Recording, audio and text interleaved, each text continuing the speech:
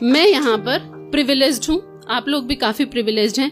हम बैठकर यहाँ पर आराम से बातें कर सकते हैं ना, लेकिन क्या वो लोग बातें कर सकते हैं जो इस प्रॉब्लम को फेस कर रहे हैं? वो बात भी नहीं कर सकते, उनके पास इतना वक्त भी नहीं है कि वो अपनी प्रॉब्लम की बात कर पाए। हम शहरों में आराम से मेट्रो सिटीज में रहते रहते बात करते हैं विमेन एम्पावरमेंट की, इक्वालिटी की, राइट टू स्पीच की, राइट टू वेयर की, है ना, मुझे तो शॉर्ट्स पहनने हैं। मैं एक फैक्ट बता रही हूँ, मैं 2 घंटे से साड़ी पहन के मुश्किल से इसमें 10 ग्राम वजन होगा, मेरा ये हाथ दुखने लगा है। वो औरतें 40-40 मील से पानी भरती हैं, तो क्या वो हमारी ये सब बातों में इन्वॉल्व हो सकती हैं? उन्हें एम्पावरमेंट की जरूरत ही नहीं है, उन्हें जरूरत है डेवलपमेंट की। उसकी बात हम नहीं करते हैं उनके साथ। और जब हम उन्हें देखते हैं ना, जब हम गांव में एस्थेटिक वीडियोस बनाने जाते हैं कि वो घड़ा लेकर चल रही हैं, तो हम उन्हें मूर्ख समझते हैं। पर क्या वो मूर्ख हैं जो नहीं जा पाए स्कूल, लेकिन हमेशा टंगा रहा बस्ते से ज्यादा भारी बोझ उनके कंधों पर? क्या वो बराबर हैं तुम्हारे? या वो जो ख्वाहिशों का आसमान नहीं छू सकी, लेकिन हमेशा लदी रही जिम्मेदारियां उनके दामन पर? क्या वो बराबर हैं तुम्हारे जो हाथ में बच्चा और सर पर 2 घड़ लेकर चलती हैं? क्या कहोगे उन्हें कमजोर जो तुम्हारी जरूरतों के लिए मीलों नंगे पैर पानी भरकर चलती हैं? नहीं, वो कहीं आगे है तुमसे और प्रतिभावान भी, पर अफसोस वो समाज की बेड़ियों में बंधे हुए ऐसे शोले हैं जो अगर सुलग जाएं तो पिघला देंगी इस समाज का सारा दोगला वहम।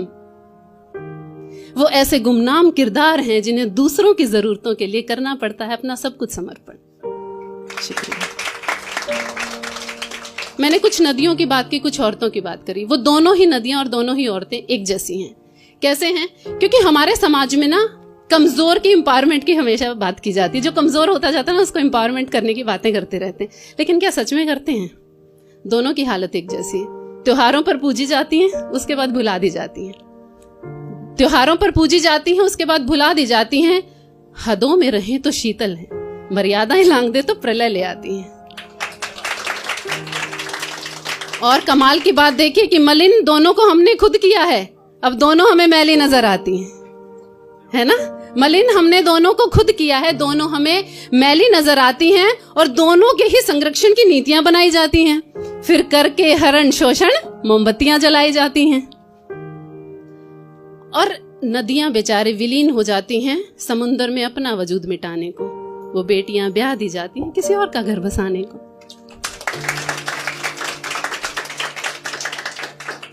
मैं एक धन्यवाद देना चाहती हूँ सोशल हाउस को, क्योंकि ये जो रियलाइजेशन है ये मैं आपके साथ शेयर करना चाहती हूँ, एंड स्पेशली हमारी जो 2 ऑर्गेनाइजेशंस हैं, कि ये टॉपिक लिखने से पहले मुझे इस टॉपिक का कभी ख्याल भी नहीं आया कि मुझे लिखना चाहिए।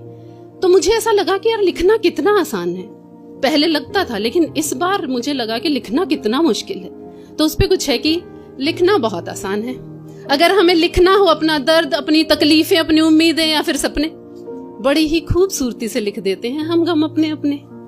पर बहुत मुश्किल हो जाता है लिखना जब हमें भरे पेट बैठकर लिखनी हो किसी और की भूख, या फिर एसी के कमरे में बैठकर लिखनी हो किसी के नंगे बदन पर पड़ती चिलचिलाती धूप।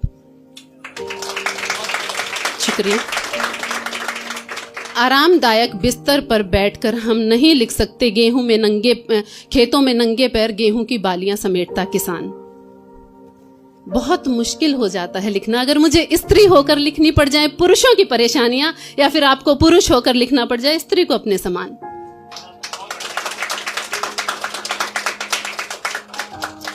बहुत आसान है लिखना बारिश को खूबसूरत बैठकर सीमेंट के पक्के मकानों में।